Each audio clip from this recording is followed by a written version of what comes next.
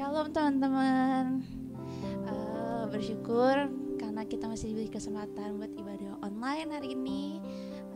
Sebentar kita akan nyanyi pujian yang berjudul Yesus Kaulah Sahabatku.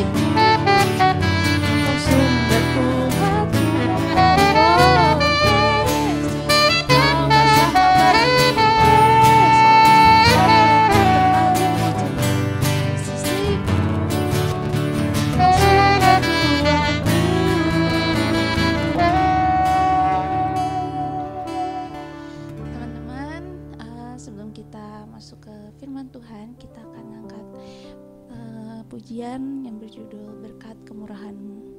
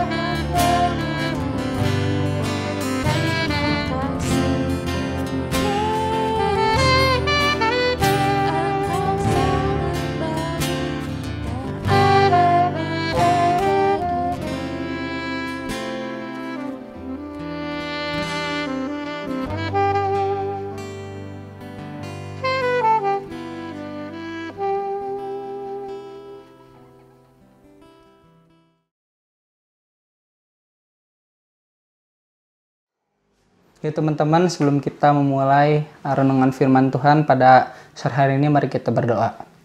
Tuhan Allah Bapa kami yang baik, terima kasih Tuhan atas kesempatan yang Kau berikan. Kalau sebentar kami mau mendengarkan sedikit renungan firman-Mu, Kau persiapkan Tuhan tanah hati kami supaya firman yang disampaikan bisa bertumbuh dan berbuah lebat Tuhan dalam kehidupan kami. Kami siap Tuhan untuk mendengarkan firman-Mu pada sore hari ini. Hanya dalam nama Tuhan Yesus kami telah berdoa. Haleluya. Amin. Ya, halo semuanya teman-teman Youth and Teens dimanapun kalian berada. Pertama-tama perkenalkan, nama saya Alkana. Mungkin kalau ada teman-teman yang masih baru dan belum kenal saya, salam kenal. Dan ini adalah pertama kali saya dipercayakan untuk membawa renungan firman dalam kebaktian Youth and Teens. Jadi kalau misalnya agak terbata-bata atau kecepatan atau nggak jelas, saya mohon maaf ya teman-teman. Nah, pada hari ini kita akan mendengarkan renungan firman Tuhan. Renungan yang akan disampaikan ini saya beri judul Faith in the Unpredicted, atau iman dalam ketidakterdugaan. Iman dalam ketidakterdugaan. Nah, jadi mari kita sama-sama membaca dari kitab Markus pasalnya yang keempat pada ayat yang ke-35 sampai 41. Saya akan bacakan untuk kita semua. Judul perikopnya, angin ribut diredakan. Pada hari itu, waktu hari sudah petang, Yesus berkata kepada mereka, "Marilah kita bertolak ke seberang." Mereka meninggalkan orang banyak itu lalu bertolak dan membawa Yesus beserta dengan mereka dalam perahu di mana Yesus telah duduk. Dan perahu-perahu lain juga menyertai dia. Lalu mengamuklah taufan yang sangat dahsyat dan ombak menyembur masuk ke dalam perahu sehingga perahu itu mulai penuh dengan air. Pada waktu itu Yesus sedang tidur di buritan di sebuah tilam. Maka murid-muridnya membangunkan dia dan berkata kepadanya, "Guru, engkau tidak peduli kalau kita binasa?" Ia pun bangun, menghardik angin itu dan berkata kepada danau itu, "Diam, tenanglah." Lalu angin itu reda dan danau itu menjadi teduh sekali. Lalu ia berkata kepada mereka, "Mengapa kamu begitu takut? Mengapa kamu tidak percaya?" Mereka menjadi sangat takut dan berkata kepada orang yang lain, "Siapa gerangan orang ini, sehingga angin dan danau pun taat kepadanya?" Amin. Jadi teman-teman, saya yakin teman-teman semua udah tahu ya, tidak asing dengan cerita ini. Bahkan saya yakin semuanya udah hafal betul tentang kejadian Tuhan Yesus meredakan angin ribut. Jadi singkat cerita, di sini Tuhan Yesus bersama dengan murid-muridnya bertolak ke seberang danau. Dan tiba-tiba angin taufan atau angin ribut datang menerjang kapal dan membuat kapal hampir tenggelam. Di sini murid-murid ketakutan dan membangunkan Yesus yang sedang tidur. Dan seketika itu juga Tuhan Yesus langsung menghardik angin dan menenangkan danau itu. Dan hal ini juga tentu membuat para murid-murid menjadi takjub ya, menjadi heran dengan apa yang sudah Tuhan Yesus perbuat. Dari cerita ini saya mau memberikan poin-poin, yaitu kurang lebih 3 poin penting mengenai renungan kita dalam kisah ini. Yang pertama adalah Tuhan Yesus mengizinkan kondisi yang tak menentu datang dalam kehidupan kita. Kita dapat lihat dalam ayat yang ke-37 bahwa di situ angin taufan yang dahsyat itu datang secara tiba-tiba, teman-teman. Di kitab Injil Lukas mengatakan sekonyong-konyong badai datang. Di situ berarti sekonyong-konyong tuh tiba-tiba, nggak ada yang bisa prediksi teman-teman. Nah, angin taufan ini menggambarkan kondisi kehidupan kita yang tadi tiba-tiba datang, tidak ada yang bisa memprediksi dan datang tanpa peringatan.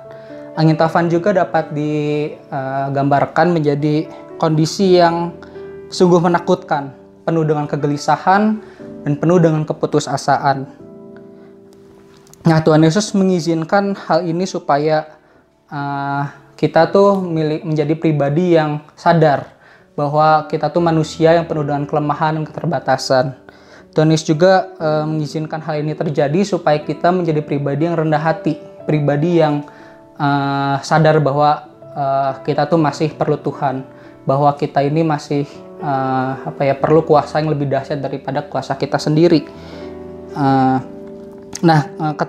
Keterbutuhan kita ini akan kuasa Tuhan berhubungan juga dengan poin saya yang berikutnya, yaitu Tuhan Yesus ingin kita memiliki iman dan pengharapan hanya padanya. Selanjutnya dalam ayat yang ke-38 di sana kita bisa lihat bahwa murid-murid dalam kondisi yang ketakutan, dalam kondisi yang putus asa dan gelisah karena diterjang oleh badai tofan yang tiba-tiba tadi. Di sini cukup unik ya teman-teman ya, karena kita bisa lihat di antara mereka tuh terdapat nelayan-nelayan yang berpengalaman. Contohnya salah satunya Petrus. Di sini seharusnya mereka sudah biasa ya teman-teman menghadapi badai, menghadapi derasnya ombak di dalam kondisi dalam perahu. Ya, teman, harusnya mereka sudah terbiasa, tapi di sini justru mereka ketakutan dan bahkan putus asa gitu ya. Mereka takut sekali dengan hal ini, dan respon mereka langsung membangunkan Tuhan Yesus dan meminta pertolongan. Nah, respon ini yang menjadi concern saya teman-teman. Respon murid-murid ini yang seketika langsung membangunkan Tuhan, meminta pertolongan, yang itu adalah Tuhan Yesus inginkan dalam kehidupan kita teman-teman. Tuhan Yesus menginginkan ketulusan hati kita untuk datang dan beriman padanya. Saya yakin alasan Tuhan Yesus juga di sini kenapa Tuhan Yesus malah tidur ya. Kenapa Tuhan Yesus, apakah Tuhan Yesus tidak peduli, ataukah Tuhan Yesus ceroboh, merasa ya bodo amat lah murid-muridnya seperti apa. Saya yakin bukan begitu ya teman-teman ya. Tuhan Yesus tuh di sini pasti ia mempunyai rencana, mempunyai ajaran dan didikan yang sudah ia persiapkan untuk murid-muridnya. Pembelajarnya yaitu supaya murid-murid memiliki iman dan pengharapan yang tidak goyah, serta tetap teguh dalam kondisi apapun ya teman-teman. Lalu ke poin selanjutnya, yang poin terakhir di sini, lawatan dan pertolongan Tuhan pasti dan tepat pada waktunya. Nah, selanjutnya dalam ayat yang 39, Tuhan Yesus langsung bangun dan menghardik angin ribut itu. Dan seketika angin dan gelombang serta danau pun menjadi teduh sekali, teman-teman. Nah, di sini Tuhan Yesus memperlihatkan bahwa Tuhan Yesus memiliki kuasa yang luar biasa, kuasa yang besar dan tidak terbatas. Bahkan angin dan danau pun taat kepadanya. Jadi Tuhan Yesus memperlihatkan bahwa Tuhan Yesus lebih besar dari masalah-masalah kita. Tuhan Yesus lebih besar dari segala kondisi kita sekarang. Tuhan Yesus lebih besar dari segala pencobaan yang kita alami. Tuhan Yesus lebih besar dari apapun juga. Nah, dalam kehidupan kita teman-teman, kita sering menghadapi gelombang dan badai persoalan. Tapi di sini juga Tuhan Yesus mengingatkan bahwa Tuhan Yesus itu ada bersama-sama dengan kita. Ia berada dalam satu kapal dengan kita. Ia tidak ada di tempat lain, tapi Dia tuh begitu dekat dengan kita. Dan jamahan dan lawatan itu siap menolong kita. Tuhan Yesus tuh tidak pernah terlambat, tidak pernah datang secara secara terburu-buru, enggak teman-teman. Tapi Tuhan, segala rencana Tuhan, penyertaan Tuhan tuh selalu datang tepat waktu. Dan ketika kita butuh, Tuhan Yesus tuh pasti ada teman-teman. Jadi dalam poin yang terakhir ini juga saya menyertakan bahwa kita tuh hanya perlu percaya saja. Kita hanya perlu memiliki iman saja bahwa kuasa dan rencananya tuh akan selalu terwujud dan nyata dalam kehidupan kita. Nah, oleh karena itu dari 3 poin ini, yuk teman-teman, mari kita sama-sama sebagai anak-anaknya kita belajar untuk percaya, setia, dan melayani Tuhan Yesus lebih lagi.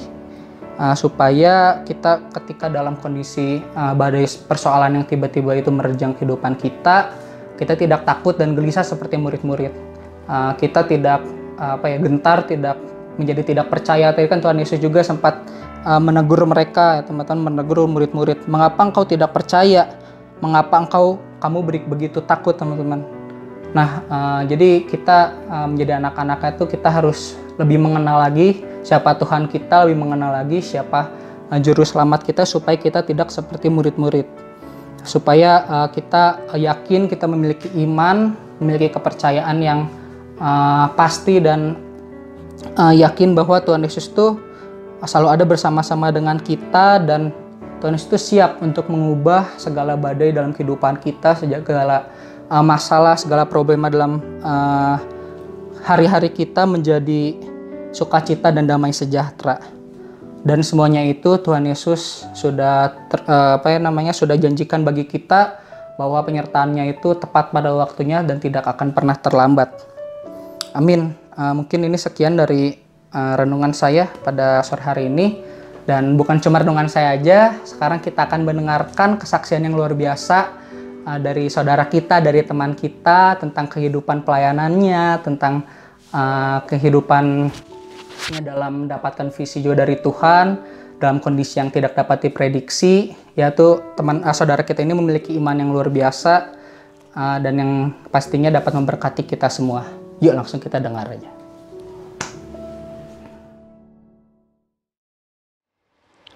Puji Tuhan, terima kasih untuk kesempatan yang diberikan kepada saya untuk menceritakan kebaikan Tuhan tentunya dalam kehidupan saya.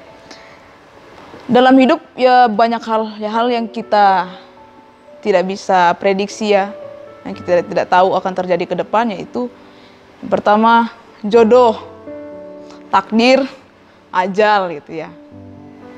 Dan kita tidak bisa tentukan kita lahir dari mana, dari siapa gitu. Tapi percayalah, apapun yang Tuhan izinkan terjadi dalam kehidupan kita, apapun yang Tuhan buat dalam kehidupan kita, itu semua baik. Jadi dimulai di 2019, saya bertanya dengan pengalaman hidup yang mungkin, bukan mungkin lagi ya, yang buruk di masa lalu. Saya bertanya, Tuhan, kalau memang Tuhan itu ada, kenapa kok Tuhan izinkan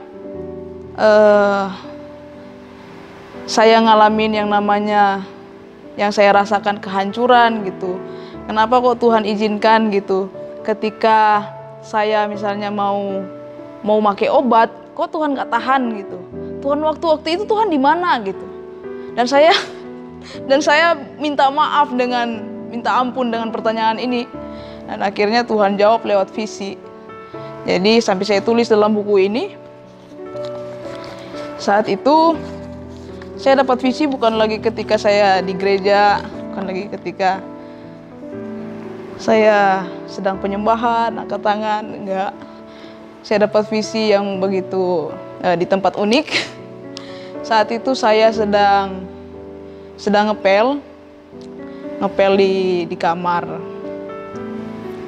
Dan saat itu nggak tahu kenapa saya nggak pakai tongkat gitu, saya pakai tangan. Saya pegang lap dan saya pakai tangan ngepel. Saya nggak ngerti saya nangis karena apa. Dan kalau mau dihitung, karena saya bawa handphone waktu itu, setengah jam saya nggak ngerti saya nangis karena apa.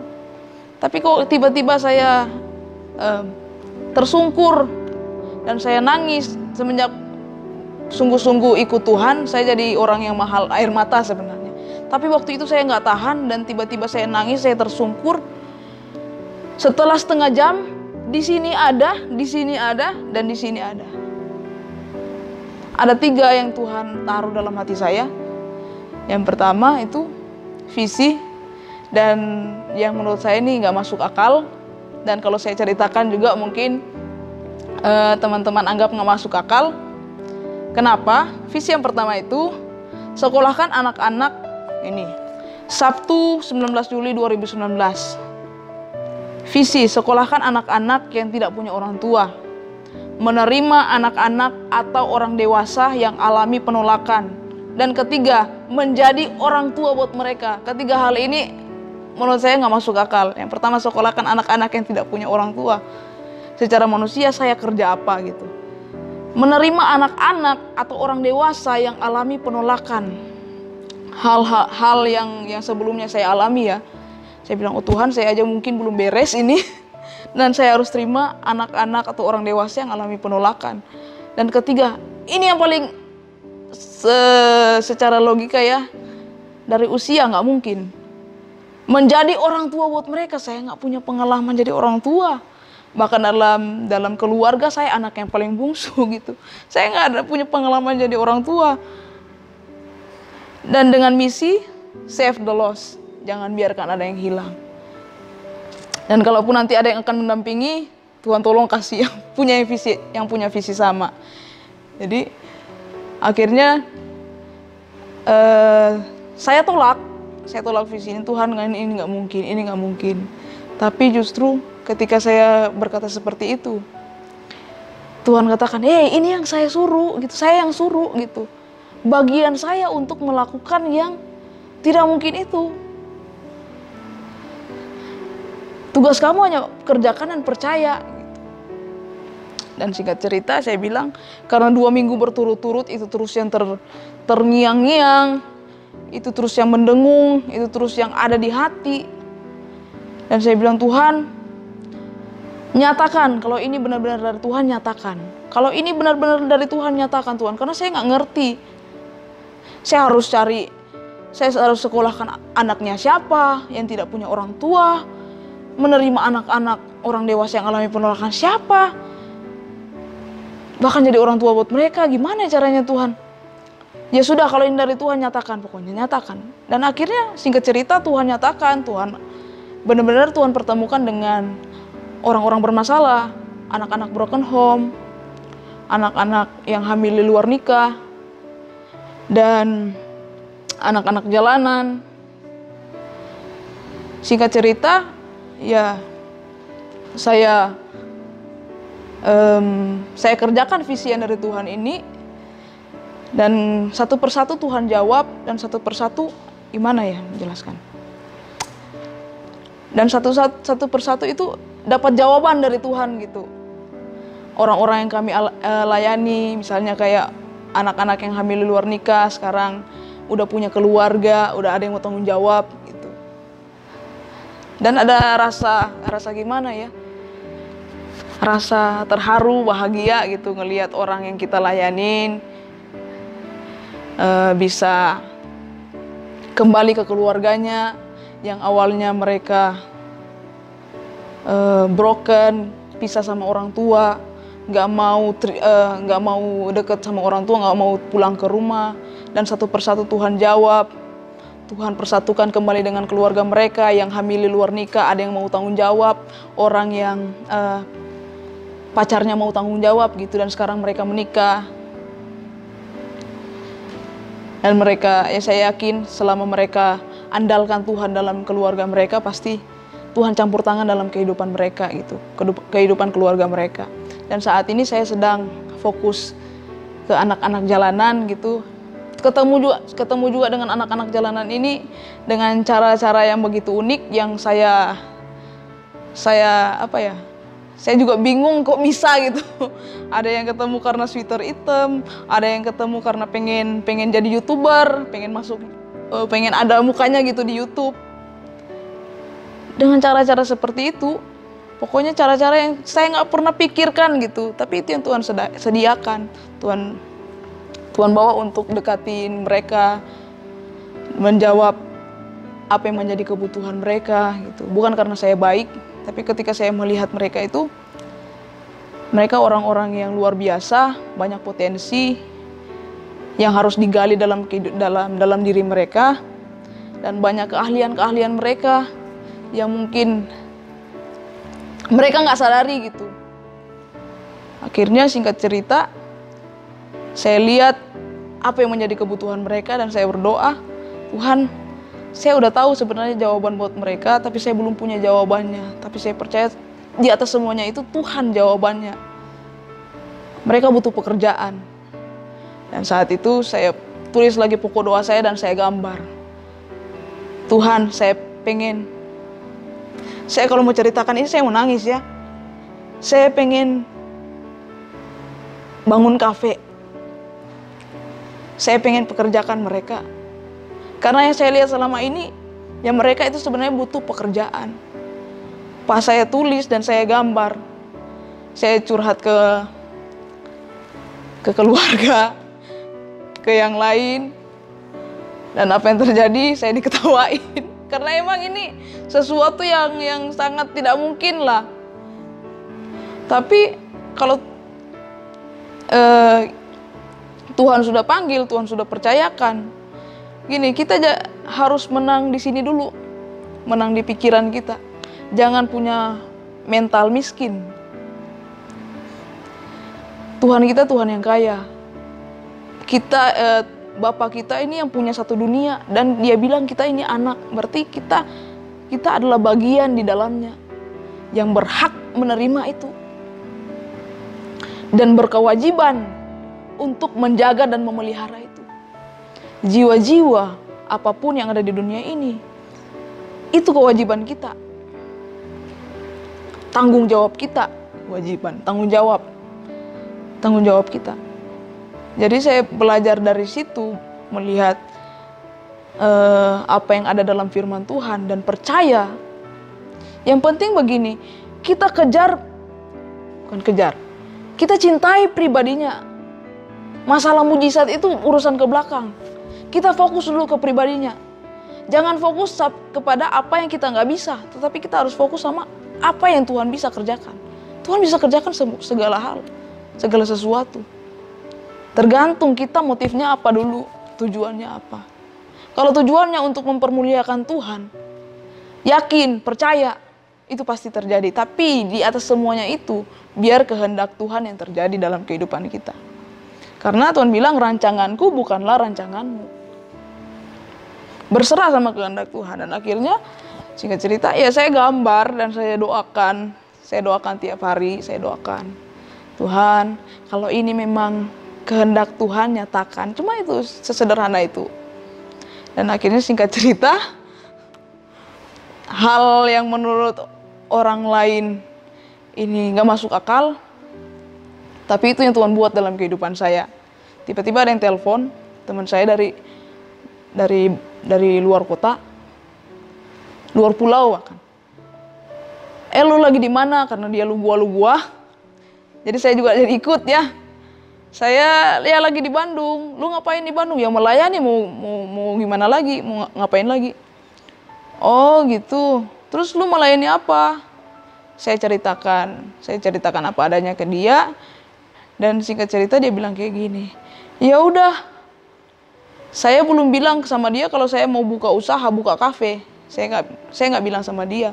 Tiba-tiba dia bilang kayak gini. Saya mau buka usaha di Bandung. Oh iya bagus, tapi saya nggak bisa tinggal di Bandung gitu. Belum bisa tinggal di Bandung. Saya mau buka kafe. Gimana kalau kamu yang kelola gitu, kamu yang di sana tolong liatin dan pekerjakan anak-anak gitu, pekerjakan anak-anakmu, anak-anak jalanan itu yang butuh pekerjaan.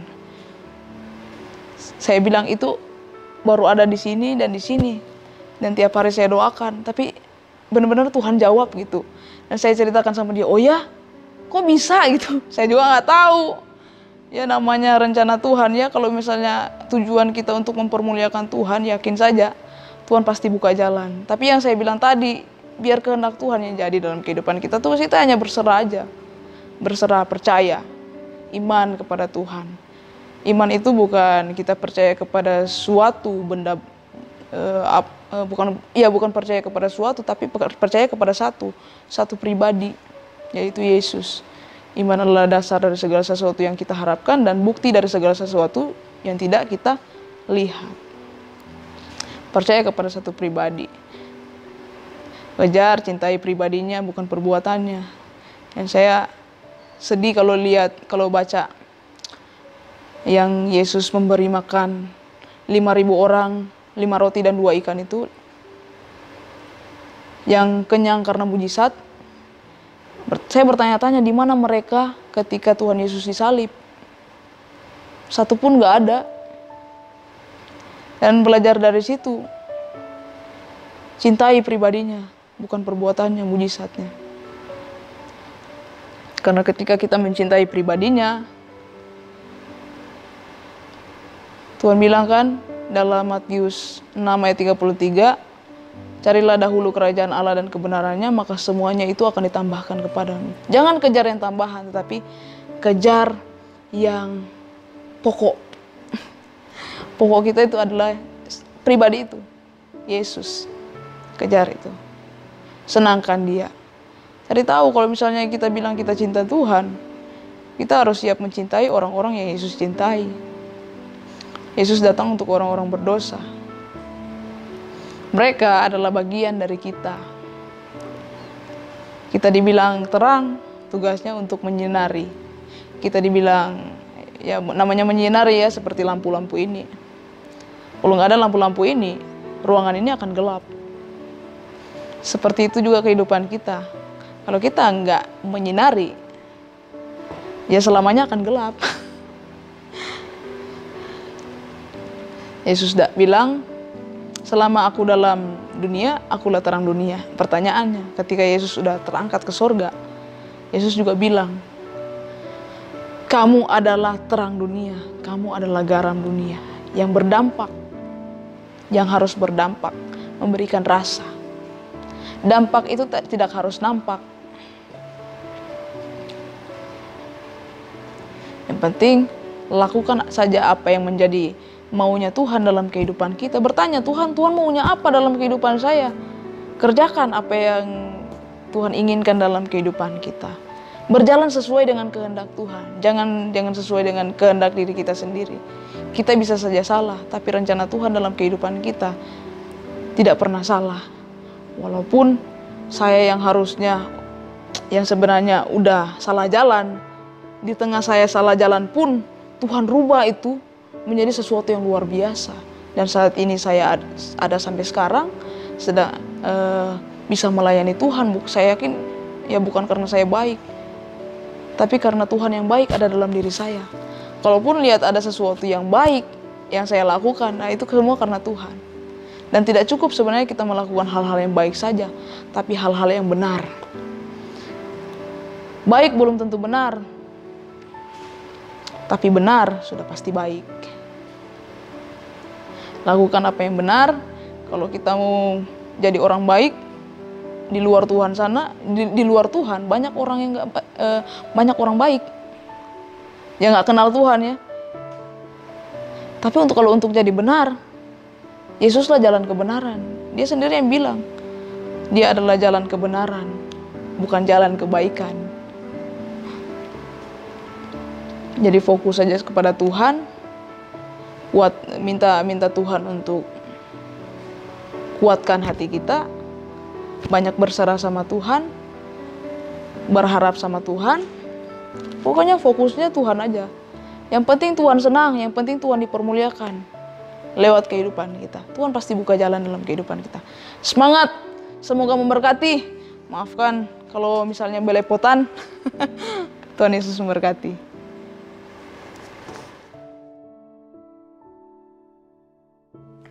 Ya teman-teman, sungguh kesaksian yang luar biasa ya dari saudara kita Elna. Kesaksian yang sangat memberkati kita semua, sangat menggugah semangat kita lagi untuk semakin melayani Tuhan, semakin mencari tujuan hidup kita, apa yang Tuhan mau dalam kehidupan kita. Amin, haleluya. Dan sekarang kita mau mengakhiri renungan firman Tuhan pada sore hari ini. Mari kita berdoa.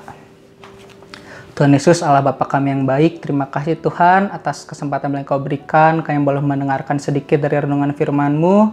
Biarlah Tuhan Yesus Kau ajar kami lebih lagi Tuhan, untuk kami boleh memiliki iman, boleh memiliki pengharapan ke dalam-Mu saja Tuhan, di tengah kondisi kami sekarang yang tidak menentu, kondisi yang penuh dengan kegelisahan, ketakutan Tuhan. Biarlah Tuhan kami boleh tetap memiliki sukacita, boleh memiliki damai sejahtera, karena kami tahu kami memiliki Engkau dalam kehidupan kami Tuhan Yesus.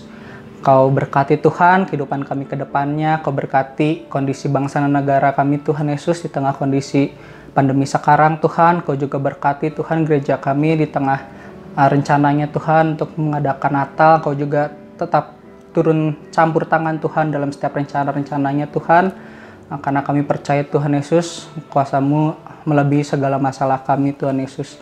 Kami serahkan Tuhan kehidupan kami ke depannya, minggu-minggu kami ke depan ke dalam satu tangan, itu ke dalam tangan Tuhan Yesus Kristus Allah kami yang hidup. Kami telah berdoa dan mengucap syukur. Haleluya. Amin.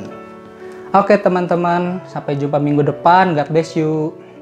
Jangan lupa persembahan.